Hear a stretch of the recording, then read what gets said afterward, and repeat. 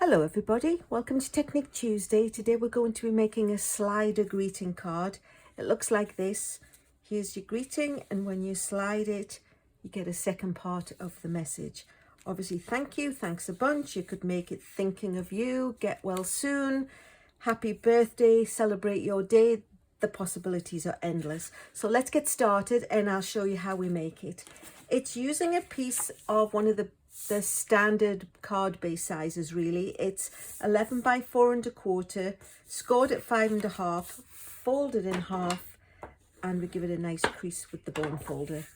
Then needs a piece of basic white, which is a 1/4 inch layer smaller, so it's 5¼ by 4, and again going down a layered size, the designer series paper is 3¾ by 5. It also needs a piece of the cardstock, the 4¼ just sliced it off the bottom of one of the pieces, and it's 1¼ inch deep. So let's get started with how we get the mechanism going. I'm going to take the 1-inch hole punch. Mine is an old style hole punch. This is what they look like nowadays, but a hole punch is a hole punch, and I've had mine for a long time, so if it ain't broke, don't fix it is my motto. And what we're going to do is we're going to push the paper into the punch as far as it will go and line it up with the side of the paper and punch the hole. And again on the other side as far as it will go and line the paper up with the side of the punch and punch out the circles. Now we need to join the two circles together, and you can just use your scissors, but I like to use my hole punch.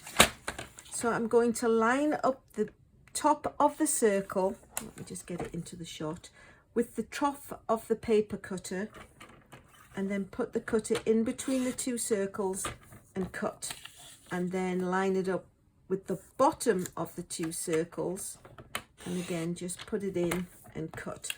But you can always just use your scissors, and even if you got a little edge that you weren't happy with, you can trim it up with your scissors. So let's pop the paper cutter out of the way. What we need to do now is make the pulley mechanism, and we're going to, oops, a piece of stray cardstock. We're going to do that by making sure the pulley is equal across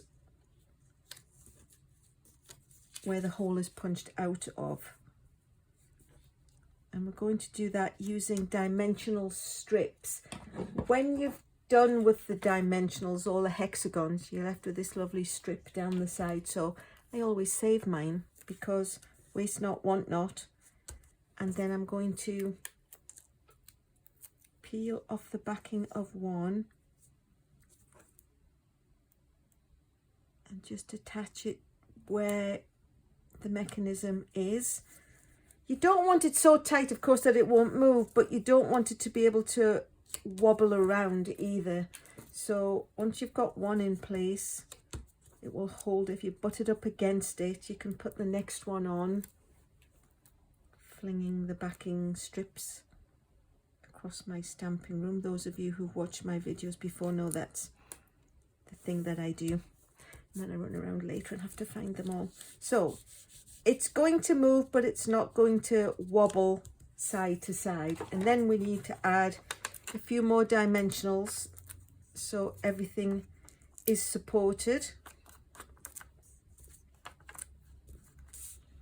And I'm just going to pop a couple at the top, but actually I think I'm just going to put half of one, or cut one in half,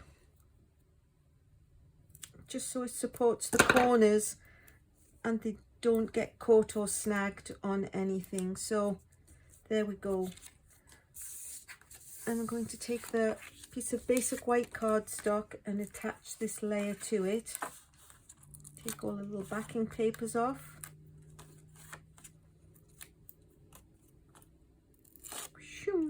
Strips give me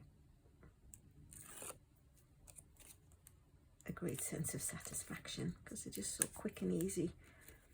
And then what we're going to do is we're going to put this onto the basic white in its layer, and then we've made the channel for the little inner piece to go in here.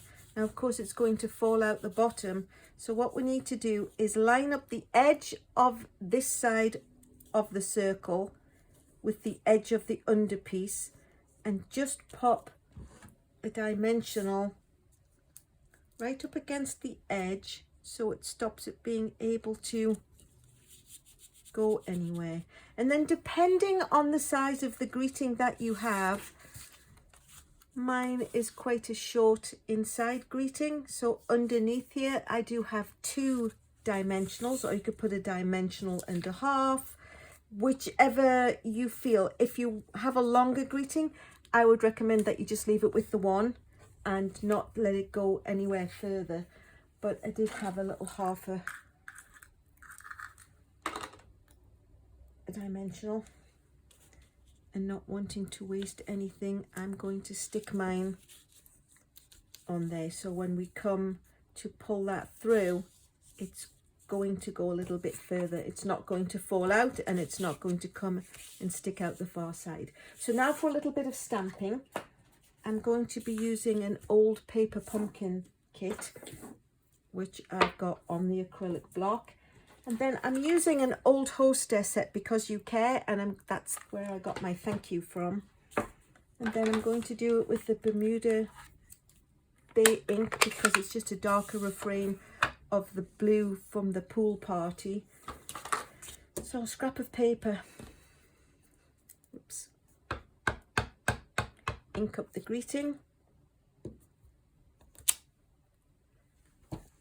stamp that one on there to cut the circle from, and the other one we're going to stamp into the card. So let's make sure it's the right way around. Thanks a bunch, and I'm going to stamp it over to the right hand side so it's not obscured when the circle is pulled out of the channel. So close the ink pad so I don't stick my elbow in it. Now I just need to cut the hole punch. This is 1 3/4, and again it's the older style Stampin' Up punch.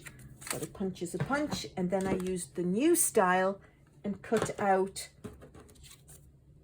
a 2-inch circle from a piece of spare pool party. I'm just going to layer those on.